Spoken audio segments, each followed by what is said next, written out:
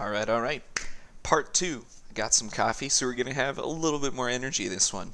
Um, Maybe I'll redo the first one. I don't know yet. But first things first, we're going into graphics options. We're gonna optimize these babies.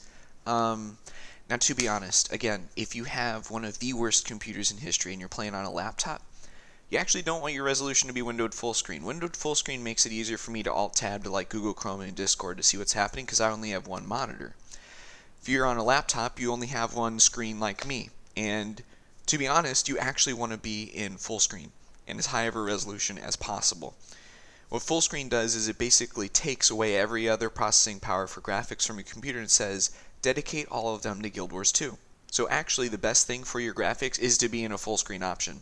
That'll actually boost up your frames per second quite a lot. Even though I have a pretty decent machine, it's not ultra high tech or cutting edge, but it's pretty decent. All right, it's strong. But full screen gives me like in games like Overwatch where I have 120 frames per second, it gives me like another 10 to 15, just going from windowed full screen to full screen. But in Guild Wars 2, I'm an addict to my windowed full screen, and I have my frame limiter to 30. So it doesn't matter too much for me, but if you're really trying to get up to 30, I'd recommend one, putting the frame limiter to 30, keeping the refresh rate default. Like you can have a higher refresh rate, I think. Like if I go unlimited, I actually can't touch it. So ignore that. Keep your refresh rate default and go into a full screen option. Next, this is more of a quality of life thing. So if you see down here, and we talked about looking at the bridge and seeing where your AoEs are going and whatnot. Now, if you can see with your peripherals while looking at Banner of Strength, the cooldown on the Banner of Strength down here, that's awesome. But right now I can't. I just can't. So I'm going to increase my interface size. Normal, okay, I can see I can see the blackness in my peripherals looking at the Banner of Strength. If I go to large, I can definitely see that there's a white number and a black space over this skill while I'm looking at Banner of Strength. Now the purpose of going from small to large is not only for that, it's going to make my party easier to see. So if I'm looking at, say I have simple party UI over here, well, I can't see it right now, but yeah, don't view as grid. There we go. So if I have this over here, right, this is the simple party UI for this. What you're going to do is you're going to click that to large, and it actually makes the HP bar larger. So if you notice small to large, it's gonna boost the size of this. It's also gonna boost the size of your chat box, your skills, and it's actually going to boost the size of that white name over your character, so you're easy to find, and then it's also going to boost the size of the tag too. So if you've got a small interface because you're trying to make room, I'd try to make the interface as big as possible, while keeping in mind that you don't need to have the map zoomed out like I do. I as a commander need to have my map zoomed out all the time because I need to see objectives. But if you're not worried about that, then just minimize it. Don't even worry about it. Just follow the big tag. And then you're going to see your skills, your endurance bar, your HP, the buffs and boons so much easier. It is going to be so much better if you run a large interface, especially if you have high resolution. So if you have something like, I want to say 1280 by 1024, it's going to be harder to run a large interface size, but the interface is going to be taking up a bigger portion of your screen anyway, so you won't need it to be large necessarily. But if you've got a lot of resolution like 1920 by 1080 or more, I don't know if you have more, you're going to want to go larger and larger with the interface size. That's actually something I needed to fix because I was going with small and I was going through my inventory and being like, everything is so small. But if you click it to large, everything's a lot easier to click on. It's so much better. So much better. Just make your interface size as large as is comfortable with you. Now let's go to advanced settings. Also, DPI scaling, checked or unchecked. I don't honestly know that ever has mattered. Feel free to comment on the video if it does matter. Advanced settings. We're not going to use a preset. You could use best performance and just go absolutely crappy. So let's go ahead and do that. But honestly, in these advanced settings right here, this has to do with our graphics processor. There are 3 things that have to do with our CPU and which make it load faster. So as you can see, everything is really pixelated. and not very high quality. Now notice my character still has a higher resolution than, I want to say, than, can't say her name, Guild Trader. But it's obviously not the best thing ever. Like, whew, yeah, it's not pretty. So we're going to boost that up a little bit. Now, personally, animation, this is your graphics processor. If you have a really nice graphics processor, you can just bump this to high, no problem. Anti-aliasing, this will affect your CPU power. If you really want to remove the sharp, jagged objects, so if you look at this red thing right here, you're going to want to set the anti-aliasing up more. So if I set it to high, you can see that it immediately has less jagged edges and stuff like that. Honestly, I just keep it on FXAA. I used to keep it completely off because honestly, once you like boost up the textures and you go from subsample to normal, it's a lot better.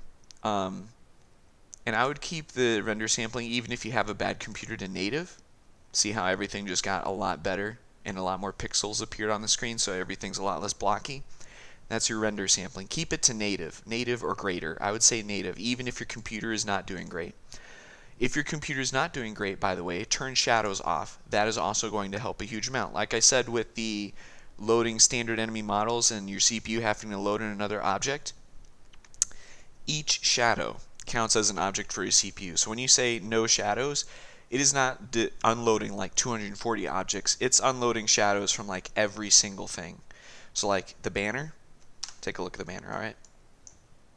No shadow, right? But if I want to say shadows low, I'm going to get a shadow here. But if we say shadows medium, then we can see an outline. We can see an outline of the banner. We can see an outline of the building. And then shadows high, right? Ooh, that's going to get a real crisp shadow there.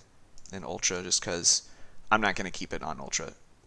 I think it's ridiculous. Like, I've never needed more than medium on shadows.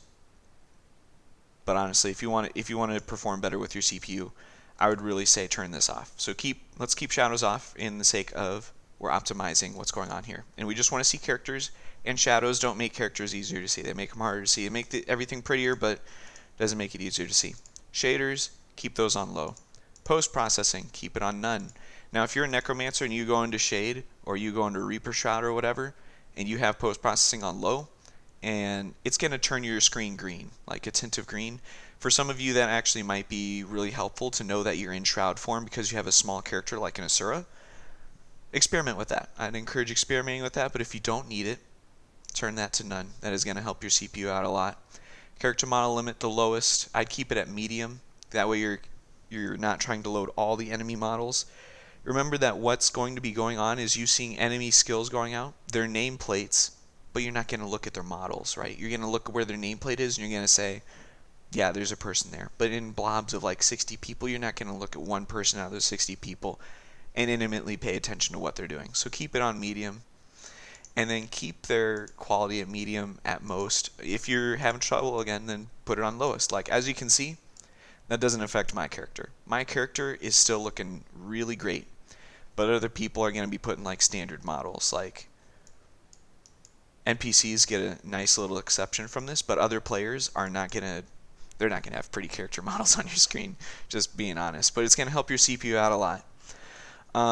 Okay, so other thing about animation, let's see. There was one thing in here that I wanted to really emphasize. Environment, you can keep that low. I keep it medium because that's a graphics processor thing. So if you see the mural, yeah, so there's a mural, not a mural. It doesn't really matter. You could put that on high. And it's going to make World vs. World prettier, for sure, because it's going to be like textures and stuff like that. Speaking of textures, we can put that on medium. Textures and environment aren't going to stress your CPU. You can keep these high if you have a really good CPU. Let's see. So we've got that going on. That's good. I keep the animation high because it's going to let us see animations like the banner come down. That's going to be really nice looking, right? But if I summon another banner, let's see if that affects it. Actually has the same animation, so you can keep animations low because that's like water and stuff like that. That also might affect your CPU. I'm just going to keep it on medium for myself for now. But honestly, like, feel free to turn a lot of these things low if you feel like you need to. LOD distance, honestly, that's like those bushes right there. I want to say, I want to say it's stuff for like these bushes right here. I really honestly don't know too much about that, but I know it doesn't matter, so just keep it on low. Another thing that I want you guys to work on is I see everybody has le camera shake. Don't have the camera shake. It's not good. I think camera shake is actually, where is it? I know there's camera shake somewhere. Depth blur, vertical sync, motion blur, power. Hold up. Let's find that because that's really important. I know I didn't cover it earlier. Oh yeah, enable player camera shake and enable camera teleportation. Have both of these unchecked. So camera teleportation is when you take a portal, your camera instantly teleports with you or something like that. Having this unchecked lets your camera smoothly transition from where you were to where you are. Like if you teleport forward, it'll do it really quickly, but it'll give your brain a better sense of, hey, I just moved from here to there. Keep the camera shake off, because if you're zoomed out and you're trying to see everything out here and everything's vibrating and just jarring back and forth, you're not going to see very well. It's cool. It helps give you a visceral feel of, wow, this is such a big boom. Honestly, the only thing you should be feeling wow, this is such a big boom from is through your HP bar or seeing enemies down. I'm just going to be blunt with that. You shouldn't have camera shake on. It really screws with your ability to see things. Let's go down to here, though. You should have none of these checked. Reason being, especially affect LOD. One, it's going to mess with the way you see things. You want to be able to see top down as clearly as possible.